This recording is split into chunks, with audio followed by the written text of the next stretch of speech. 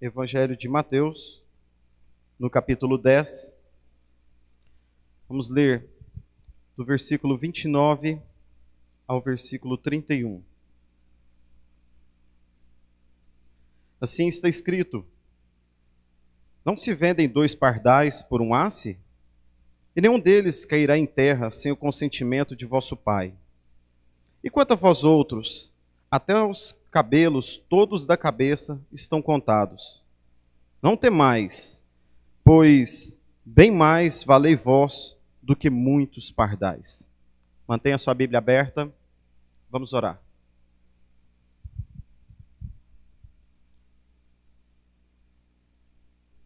Meu Deus, muito obrigado pela tua bondade, pela tua misericórdia, meu Pai. Obrigado porque o Senhor cuida de nós.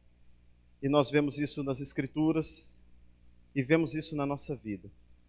Pedimos ao Senhor que fale conosco, ó Pai, nesses instantes, que nos alimente através da tua palavra, meu Pai, a começar em mim. Que o Senhor me capacite a ser o mais prático possível nessa manhã e que os nossos irmãos sejam abençoados através da tua mensagem, meu Pai. Esse é o meu pedido, essa é a minha oração, no nome de Jesus. Amém. Estamos vivendo dias muito complexos. Tantas coisas acontecendo. E quando nós lemos a Bíblia, hoje nós passaremos por alguns versículos aqui no capítulo 10. Por isso eu te pedi para continuar com ela aberta. Ao ler esses versículos, nós nos deparamos com a seguinte realidade. A Bíblia é muito atual. Ao lê-la, eu tenho a impressão que eu estou sendo bem informado, tanto quanto eu estivesse lendo o Washington Post, quanto eu estivesse lendo o New York Times nessa manhã. A Bíblia ela não está ultrapassada, ela não está em descompasso, pelo contrário, ela está muito alinhada com o que acontece nos nossos dias. E tem sido assustador para nós, homens, vermos nos noticiários tantas coisas acontecendo. Não podemos ignorar, embora esse não seja o centro do assunto, que estamos vivendo em meio a uma pandemia de proporção gigantesca, jamais vista pela humanidade. Estamos vivendo em um país que está em completa convulsão política, onde estamos completamente desorientados acerca até de uma posição a se tomar enquanto cristãos. Em breve teremos eleições municipais em todo o território nacional. E quão difícil será para nós elegermos a nossa liderança enquanto Estado, devido a essa convulsão, a essa desordem política que o nosso país se encontra. Quando nós olhamos para o aspecto global, a igreja, de uma forma geral, tem sido muito atacada. E de uma forma escancarada, não é de uma forma velada como em outros tempos. Basta você ver em alguns sites de notícias quantas igrejas têm sido incendiadas, destruídas, quantos cristãos estão sendo açoitados, presos, impedidos de professar a sua fé. E o curioso é que, em meio a tudo isso, às vezes nós somos confrontados, pelo menos às vezes acontece comigo, quando estou próximo a alguns outros irmãos de outras denominações, e eles ficam incrédulos com a nossa frieza. Às vezes, como vocês podem se portar dessa forma, com essa tranquilidade, em meio a tudo que está acontecendo? Como que vocês são dessa forma? Vocês são frios demais. E eu ouvi durante a semana passada algumas palavras dessa forma, quando eu estava simplesmente dizendo que nós, dentro do possível, dentro daquilo que nos é permitido, tentar buscar a nossa normalidade em cultuarmos o nosso Deus. Tentarmos, de uma forma adequada, louvarmos o nosso Senhor em comunhão com os irmãos. É claro que nós fazemos isso de forma individual. É claro que nós fazemos isso na nossa casa. Você que está nos assistindo por não poder estar aqui, é certo que você está adorando, que você está louvando ao Senhor nesse instante. Mas isso não substitui estar aqui na presença e na comunhão dos nossos irmãos. E algumas pessoas têm estado desesperadas. Olha, mas como pode isso? Você querer estar junto nesse momento, você sair da sua casa e estar no meio dessas pessoas. Logo agora. E durante esses dias, depois desse diálogo, eu vim me perguntando e tentando responder para mim: como nós devemos nos portar até quando Cristo voltar? Como que a igreja deve se portar? E é diante de todas as circunstâncias, desde os momentos de alegria até nos momentos mais adversos. Como tem que ser a postura da igreja? E para isso, peço a você que volte os olhos para o livro de Mateus, no capítulo 10, onde no versículo 1 ao versículo 4, Jesus está fazendo a seleção dos seus discípulos, daqueles que dariam continuidade ao ministério de Jesus naquele primeiro momento, aqueles que conduziriam a primeira igreja, os primeiros ajuntamentos, aqueles que seriam responsáveis, além de Cristo, pelo anúncio das boas novas. Então mostra a seleção, os nomes, o que essas pessoas faziam, e percebam desde já, não se trata de pessoas desocupadas. Todas elas tinham afazeres, e alguns são narrados no texto. Todos eles tinham família. Ou seja, todos eles tinham uma ocupação, tinham tarefas, tinham uma agenda, tinham um compromisso, e foram convidados pelo nosso mestre a segui-lo. E aí, na sequência dos versículos 5 ao 8, Jesus começa a dar algumas dicas, ele começa a dar instruções. E ele começa dizendo: olha, Jesus enviou os 12 discípulos com esta responsabilidade, para converter quem não crê, não comecem viajando para longe, não tentem ser dramáticos, travando batalhas contra algum inimigo público. Procurem os perdidos, os que se sentem confusos, aqui mesmo na vizinhança. Digam-lhes que o reino já está aqui.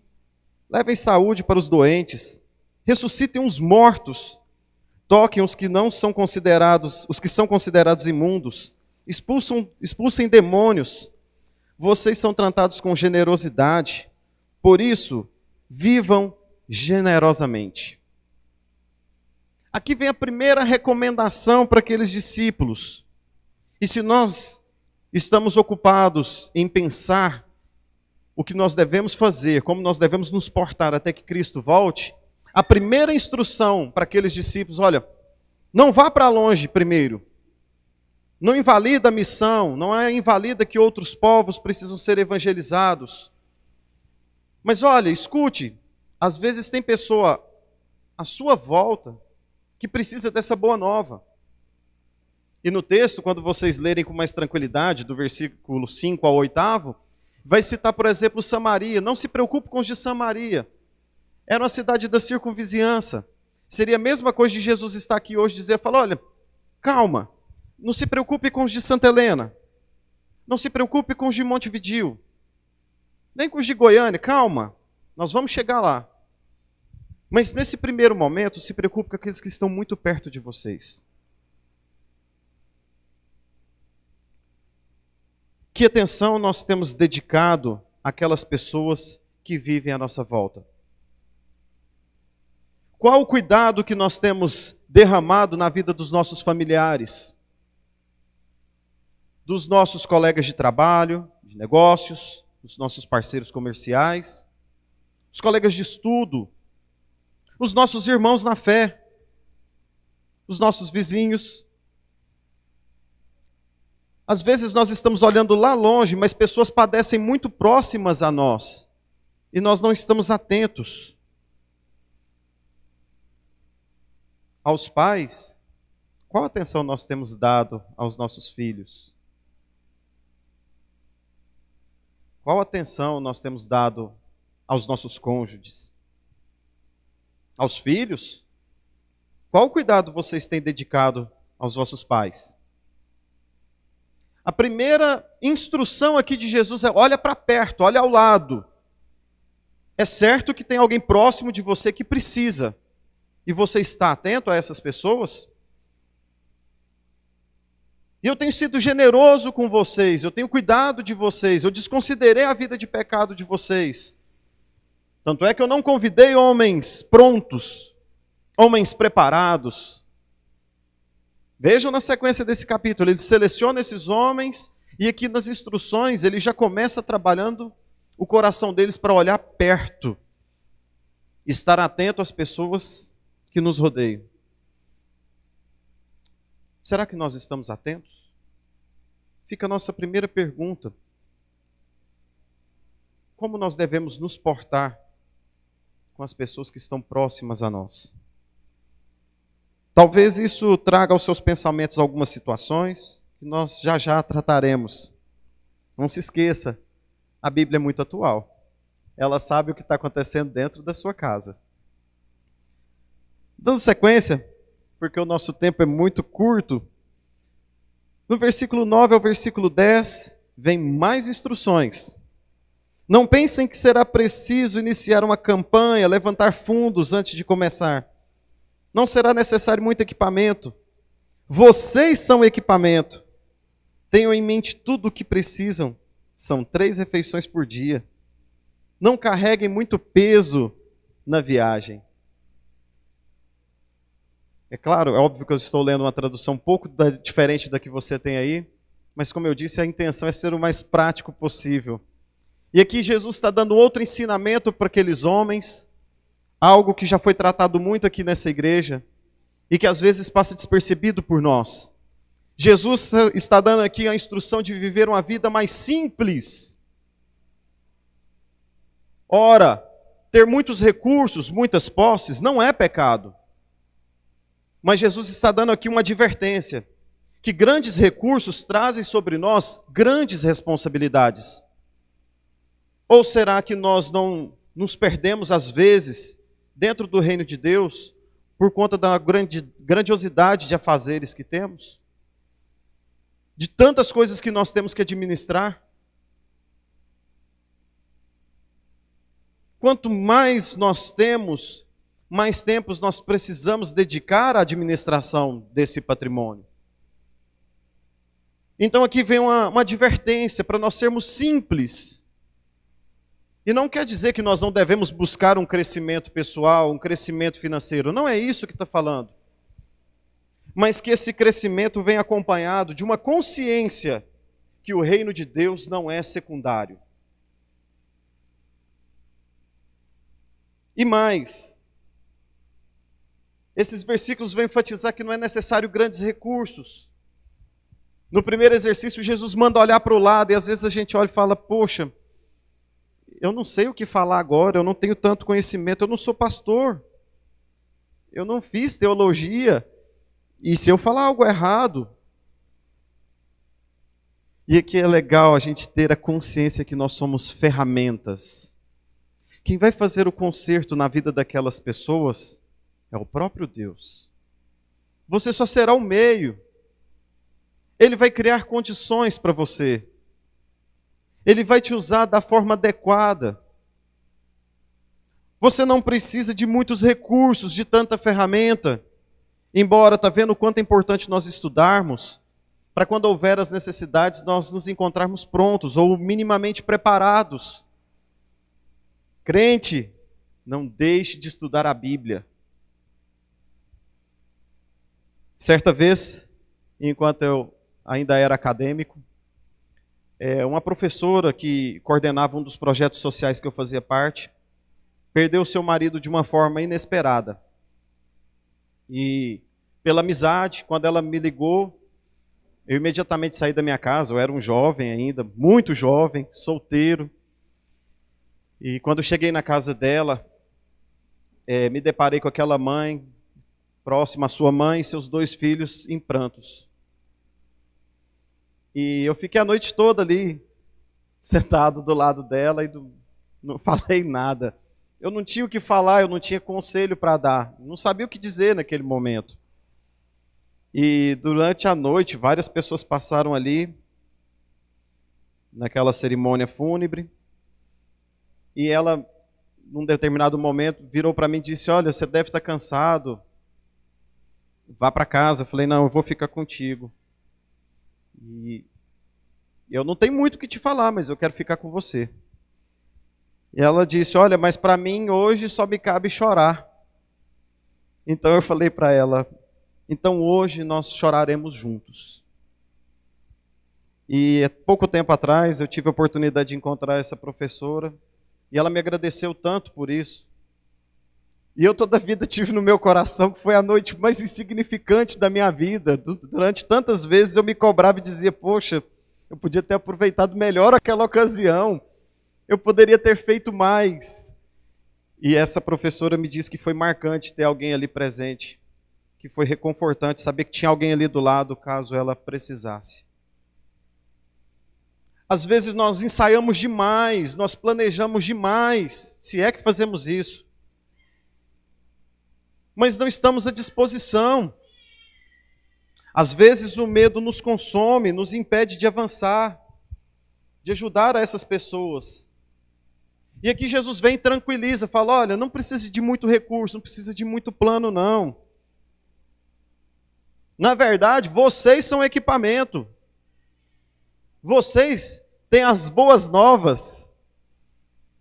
É legal quem tem filhos pequenos, aí vai entender bem o que eu digo. Quando nós vamos a um aniversário, a um evento, o filho pega o presente e leva, né? A Lavínia ontem foi entregar um presente para o meu sogro, em homenagem ao Dia dos Pais, e ela chegou com o presente, falou, olha aqui, eu estou te dando, viu, vovô? É meu presente para você. Eu fiquei olhando e pensei, você não comprou isso aí, menina? Mas comparando ao reino de Deus, essa é a nossa realidade. Nós não pagamos preço algum. Nós não morremos naquela cruz. Mas Deus nos dá o privilégio de sermos os portadores da boa nova. Sem fazer nada, sem merecimento, somos nós que entregamos o presente. Somos nós que temos a oportunidade de chegar a pessoas que padecem, que sofrem, e dizer, olha, a esperança. Cristo vive. Olha só, você já parou para prestar atenção nisso? O preço foi pago, não por nós. Na verdade, nós não fizemos nada, nós estávamos mortos nos nossos delitos e pecados. Cristo paga toda a culpa, toda a condenação e entrega a nós o presente. Nós somos os proclamadores, os anunciantes das boas novas. Vamos seguindo. No versículo 11 vem mais recomendações. Quando entrarem numa cidade ou numa vila, não procurem nenhuma hospedagem de luxo. Consigam um lugar simples, onde acham pessoas simples. Não queiram mais que isso. E às vezes a gente está falando só de aspectos socioeconômicos, nossa mente sempre puxa para isso. Mas é interessante quando nós, dentro dessas orientações, começamos a olhar para o nosso lado. Talvez as pessoas mais abastadas, elas têm um coração um pouco mais endurecido. Talvez a vaidade as impedem de pedir ajuda. Mas nós nos deparamos com pessoas simples, com pessoas que não têm dificuldade em se abrir, em reconhecer que estão perdidas e que precisam de auxílio. Aqui deve ser a nossa preocupação. Às vezes nós estamos preocupados com pessoas tão distantes de nós, da nossa realidade, com pessoas que nós nem temos acesso. Mas há tantas pessoas à nossa volta. É interessante entender que enquanto eu estou evangelizando, talvez, a diarista que presta serviços na minha casa, aquele evangelho vai tocar o seu filho, que é juiz, que eu não tenho acesso. É interessante os caminhos que o evangelho toma, porque a vontade de Deus vai se cumprir. Ele vai alcançar aqueles que ele quer salvar. Versículo 12 a 15. Quando baterem à porta de uma casa, sejam educados. Se forem bem recebidos, sejam gentis na conversa. Se não forem, retirem-se sem estardalhaço, sem fazer cena. É hora de dar de ombros e continuar o caminho. E sejam certos de que no dia do juízo, eles irão lamentar pelo que fizeram. Mas isso não será um problema para vocês. Jesus está ensinando esses discípulos aqui a lidarem com as frustrações. Jesus não engana ninguém. Ele já começa a prepará-los. Olha, vai ter porta que vocês vão bater e ela não vai se abrir. Terão pessoas que você vai chegar querendo dar esse presente, essas boas novas, e elas vão rejeitá-lo. Não fiquem incomodados com isso.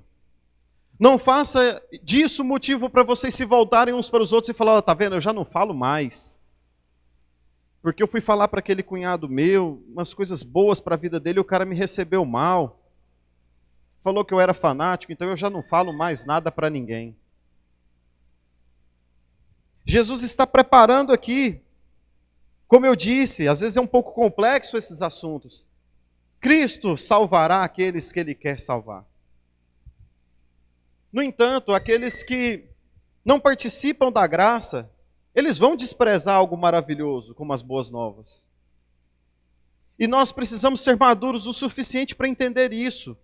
Isso não deve ser motivo para nós não avançarmos. Isso não deve ser motivo para nós não seguirmos atuando como ferramentas no reino de Deus. Se preparem para essas frustrações, Cristo está ensinando. Não fica aí com estardalhaço. Não fica neurótico.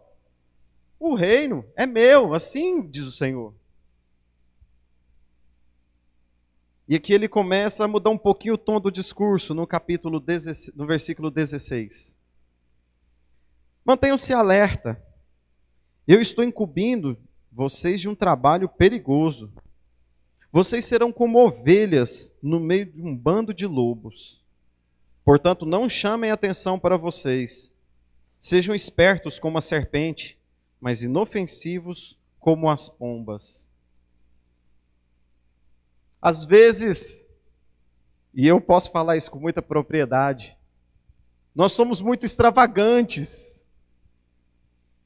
Eu lembro quando mais jovem, até estava comentando no conselho, uns dias atrás, como que os presbíteros mais experientes me aturavam, como é que eles tinham paciência comigo. Era muita euforia, era muita emoção tomando conta. E você quer correr o mundo, você quer fazer tudo, você quer pegar Rio Verde e colocar dentro desse salão. E eles tiveram muita sabedoria comigo, muita paciência comigo. E eu não tinha, talvez, a sabedoria necessária. E quando eu vejo aqui Jesus instruindo, se talvez eu tivesse essa compreensão mais cedo, ele está falando para os discípulos da seguinte forma: calma, vão com calma, sejam discretos. Não chamem a atenção para vocês. Eu vou começar a fazer coisas no meio da família de vocês. Eu vou começar a fazer coisas na sociedade onde vocês vivem, no bairro que vocês moram, na empresa que vocês trabalham. Mas sejam sábios. Não vai lá querer instituir um culto 3 horas da tarde em pleno expediente. Isso aí vai impactar a produtividade, o patrão não vai te ver com bons olhos. Calma. Tudo tem o seu tempo. E aqui quando ele nos compara, percebam que as pombas, elas não oferecem, quando a gente olha para o reino animal, elas não oferecem aquela característica ofensiva, predadora. E é interessante Jesus usar uma serpente, que geralmente é um animal mencionado para o mal, mas quando ele pede para nós refletirmos e sermos espertos como a serpente, eu estava pensando nisso ontem, enquanto eu estava na fazenda, o tanto que a cobra ela tem a facilidade de se camuflar. Nesse período de folhas secas no chão, você poderia facilmente pisar em uma sem perceber, porque ela tem uma facilidade de ser discreta, ela se camufla. Ela não é percebida, às vezes, no ambiente. E aí é onde acontecem os acidentes. E Jesus está dando essa instrução. E quando eu começo a pensar naqueles dias, esses homens aqui, o evangelho de Cristo aqui, as boas novas, não eram bem-vindas pelo Estado, e como eu digo, o Estado, o governo daquele tempo. E até mesmo pelos homens da igreja, não viam com bons olhos. Seria imprudente esses homens saírem de uma forma desesperada, fazendo um anúncio de qualquer forma. E aí Jesus dá essa instrução. Sejam discretos, é um trabalho perigoso. E vamos seguindo. Do versículo 17 ao versículo 20, ele continua com essas orientações. Não sejam ingênuos, Alguns irão contestar as motivações de vocês. Outros tentarão manchar a sua reputação, só porque vocês creem em mim. Não fiquem deprimidos. Se forem levados perante as autoridades civis, sem saber, eles fazem a vocês e a mim um grande favor, dando-lhes um palanque para pregar as novas do reino. E não se preocupem com o discurso. As palavras certas serão ditas. O Espírito do Pai de vocês irá providenciá-las. Olha só, Jesus vai nos instruindo. Terão pessoas que vão receber mal esse presente, mencionei anteriormente. Há um tempo atrás eu sofri tanto com uma família. Eles estavam aqui na igreja e afastaram da fé, afastaram do convívio conosco. E quando eu procurei para visitá-lo, ele foi muito honesto comigo. E essa honestidade mexeu muito com as minhas emoções. Ele disse: olha, Diego, eu fui para a igreja e achei que as coisas iam melhorar para mim. Eu achei que ia tudo começar a dar certo na minha vida e eu comecei a ter algumas dificuldades. Então eu não quero mais caminhar na igreja. Com essas palavras. Foi muito duro ouvir. Mas depois de um certo tempo, a gente começa a entender através desses ensinos de Jesus. Olha, talvez alguns vão até receber aquele momento, aquele presente, num primeiro momento. Aqueles vão gostar das boas novas. Mas quando eles entenderem que o Evangelho não é para te enriquecer, quando eles entenderem que o Evangelho não é uma cobertura para uma vida de pecados, que você vai precisar se transformar ou eles serão expostos. Quando eles perceberem que às vezes seguir a Cristo implica em perseguição social, muitos irão apostatar da fé. Muitos irão deixar de caminhar conosco. E às vezes pregar o Evangelho incorrerá a consequências muito sérias para nós. Eu brinco sempre com o pastor Juliano, que eu estou prontinho para ir para a cadeia. Eu tenho que estar preparado, eu não sei o curso que o meu país vai tomar nos próximos anos, nas próximas décadas. E eu não estou preocupado, não há a mínima preocupação, minha esposa já está ciente disso. Eu fico feliz que eu faço parte de uma igreja com homens firmes, que estão cientes do seu compromisso para com Deus. E aonde quer que o nosso Deus nos leve, ali será palanque para a proclamação do Evangelho. É por isso que nós não tememos. Seguindo para o final, do versículo 21 ao versículo 23, quando o povo perceber que é o Deus vivo que vocês apresentam, não algum ídolo que faça sentir-se bem, eles irão voltar contra vocês. Até mesmo membros da família. Aqui está uma grande ironia. Proclamar tanto amor e experimentar tanto ódio. Mas não desistam. Não se deixem abater. No final valerá a pena. Vocês não estão perseguindo o sucesso, mas apenas tentando sobreviver. Sejam sobreviventes até que se esgotem as opções. O Filho do Homem estará de volta. E aqui ele está já dando uma injeção de ânimo. Primeiro, ele é realista. Há a possibilidade até da nossa família nos dar as costas. Sermos rejeitados até pelos nossos.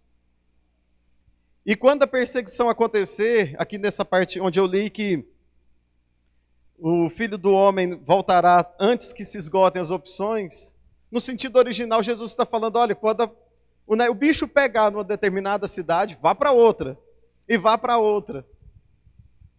Mas a circunvizinhança não acabará, você não visitará todas as cidades até que Cristo volte.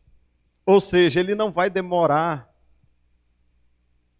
Ele vai abreviar esse tempo de sofrimento.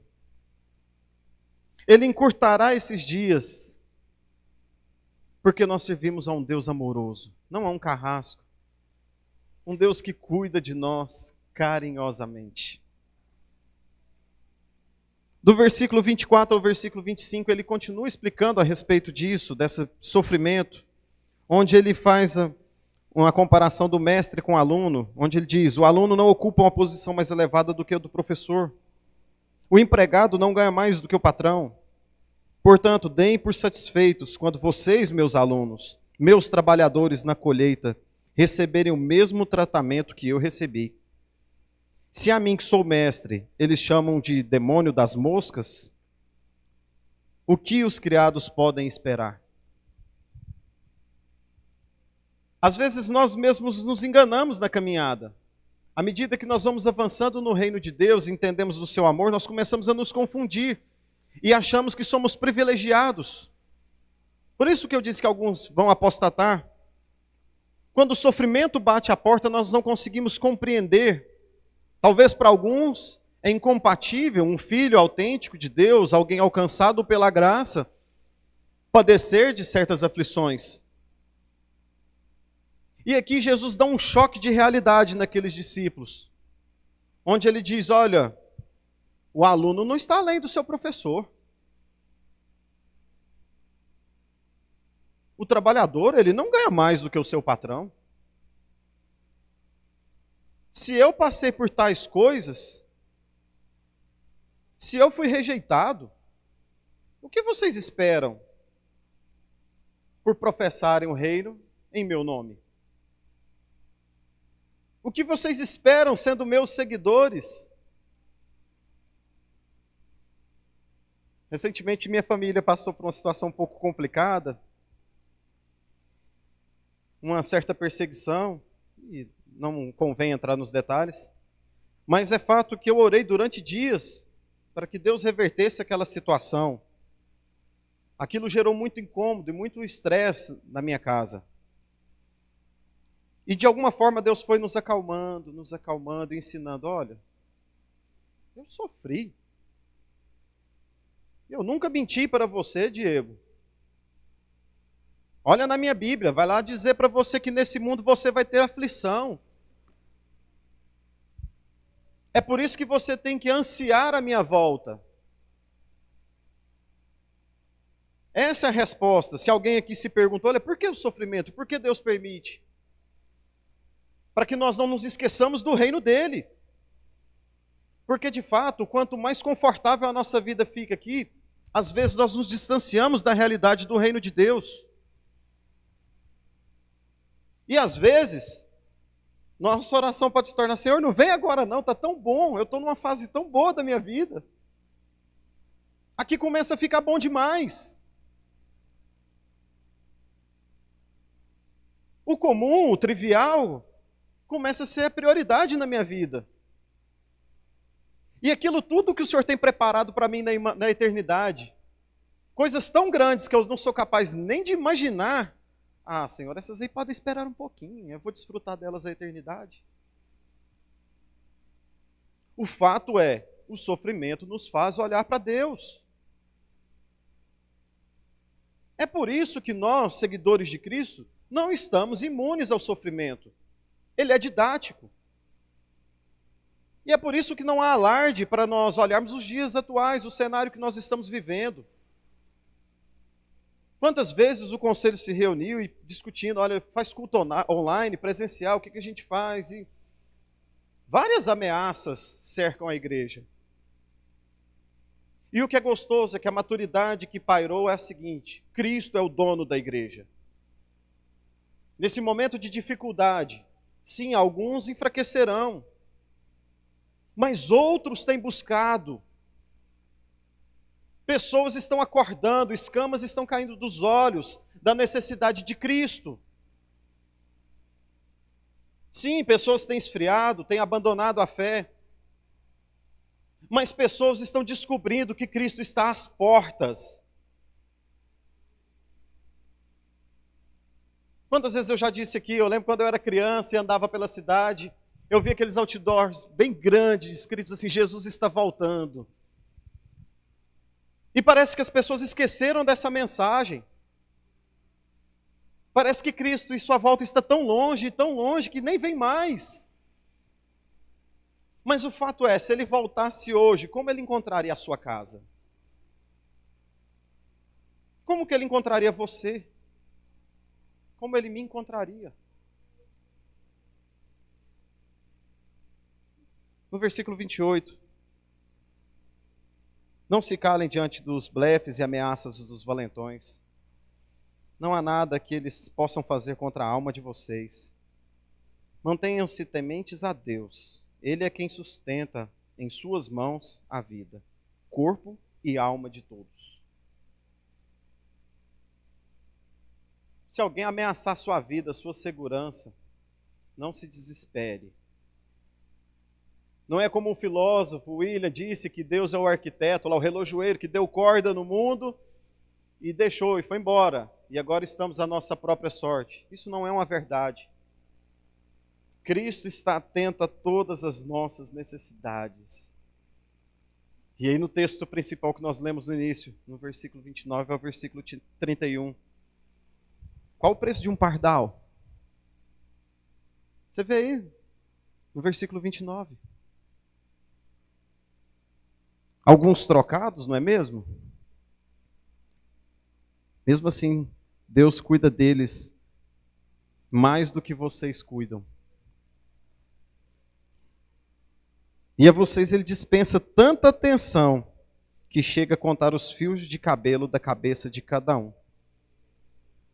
Portanto, não fiquem intimidados com essa conversa assustadora. Vocês valem mais do que 1 milhão de pardais. É tão gostoso seguir a Cristo porque Ele não nos ilude. Ele estampa o cenário. Realmente são reações, situações adversas que nos aguardam. Há situações complicadas. Mas há também promessa de companhia constante, de cuidado constante. O fardo que nós carregaremos jamais será superior às nossas capacidades. Como nós devemos nos portar até que Cristo volte? Essa é a pergunta dessa manhã. Sim, o cenário é complicado. Ameaças nos rondam. Mas se o Senhor é o guardião da nossa alma, o que mais nós temos a perder? O que mais pode impedir você de avançar em relação ao reino de Deus? Quando é ilustrado nesse versículo, olha, nesse momento vários passarinhos estão aqui no céu voando, e nenhum deles cai no chão, sem a permissão do nosso Deus. Olha para o seu cabelo, alguns aqui vai até ter um sofrimento com isso. Já não há tantos. Mas olha os fios. O Senhor sabe todos quantos estão aí. Isso nos dá detalhes de intimidade. O nosso Deus sabe de coisas a nosso respeito que nem mesmo nós sabemos. Ele sabe de tudo, meu irmão e minha irmã. Ele sabe o que te incomoda, Ele sabe o que te faz sofrer. Ele sabe dos seus anseios. Ele sabe daquilo que te dá medo, mas Ele também te fortalece. Talvez nós estamos um pouco desnutridos, porque nós temos lido muito pouco. Talvez nós estamos tendo uma crise de confiança, porque as nossas meditações têm sido muito breves. Ao passo que nós começamos a nos alimentar da palavra de Deus e nos esforçamos para vivenciar isso aqui da forma mais prática possível, a nossa fé é aumentada. E aí não se trata de frieza, se trata de convicção naquele que nós temos crido. Se trata de convicção no Deus que pode todas as coisas. Sim, Ele pode todas as coisas. E nada, absolutamente nada, nada, nada, vai nos atingir se não for da vontade de Deus. A minha vida, eu tenho a plena certeza que está nas mãos do Senhor. Eu queria que você fechasse os seus olhos. E nós vamos orar. E nesses instantes de oração, eu gostaria que você pensasse nesses conselhos, nesses passos que Jesus, nessas instruções que ele oferece aos seus discípulos, em tudo aqui que foi recomendado, e que você pense na sua vida. Como você tem conduzido a sua vida? Será que Jesus vai demorar tanto assim para voltar e vir buscar a sua igreja? E mais, como ele te encontrará? Qual tem sido a realidade da sua vida, do portador desse presente? Daquele que tem a boa nova, daquele que experimentou a graça de Deus, daquele que foi alcançado pela bondade de Deus, sem fazer nada, sem merecer nada. Como nós temos nos portado?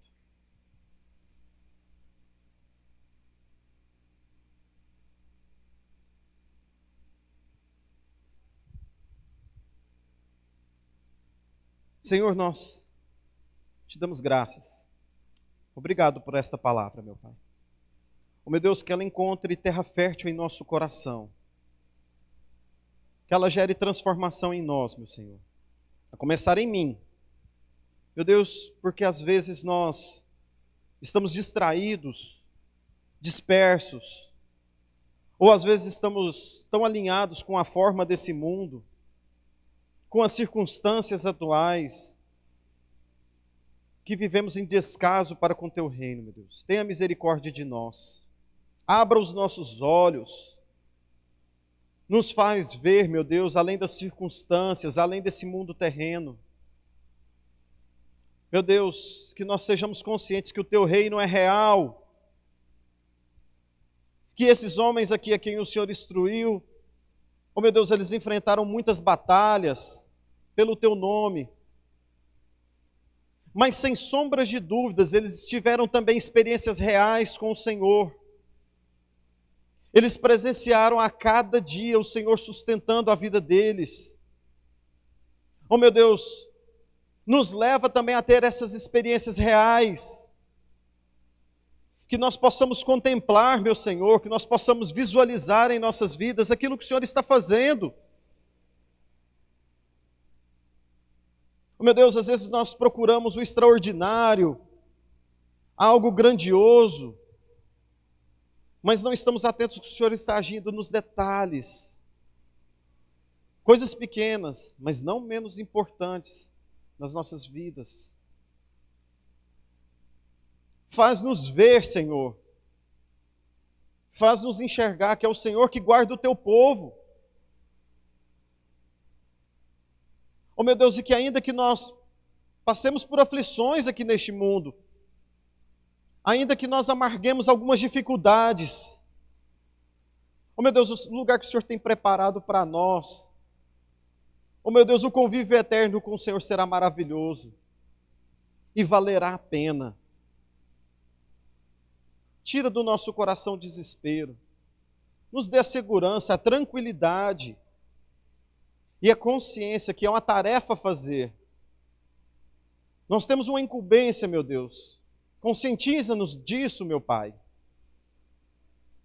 Que nesses dias nós sejamos mais atuantes como ferramenta do Senhor na vida desses irmãos, dessas pessoas que padecem à nossa volta. Faz-nos enxergar, meu Deus, todas as oportunidades possíveis. E nos use, nós queremos ser úteis na Tua seara, meu Pai. E que pessoas, meu Deus, possam conhecer o Teu reino, meu Pai.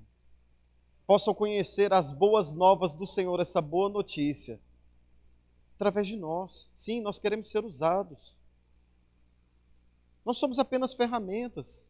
O preço todo foi pago, nós reconhecemos isso.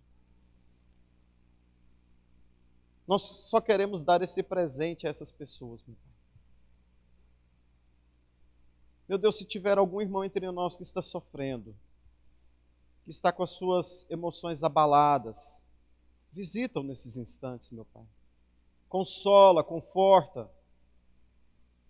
Se houver algum irmão em luto, algum irmão desempregado, se houver algum irmão enfermo, meu Deus, renova as suas forças, meu Pai. Reforça a confiança no coração desse irmão no Senhor. E por mais difícil que seja, meu Pai, que ele entenda que breve e momentânea é essa nossa tribulação. Vai passar, no nome de Jesus. Amém. Meus irmãos, nós estamos encerrando por essa manhã. Que vocês estejam vigilantes, que vocês estejam sóbrios, nós todos estejamos sóbrios e que o Senhor continue a nos usar. Amém? Um bom domingo a todos. Tem um aviso? Só um instante que o reverendo tem um aviso. Meus irmãos, fiquem em pé, por favor. Recebam a bênção do Senhor.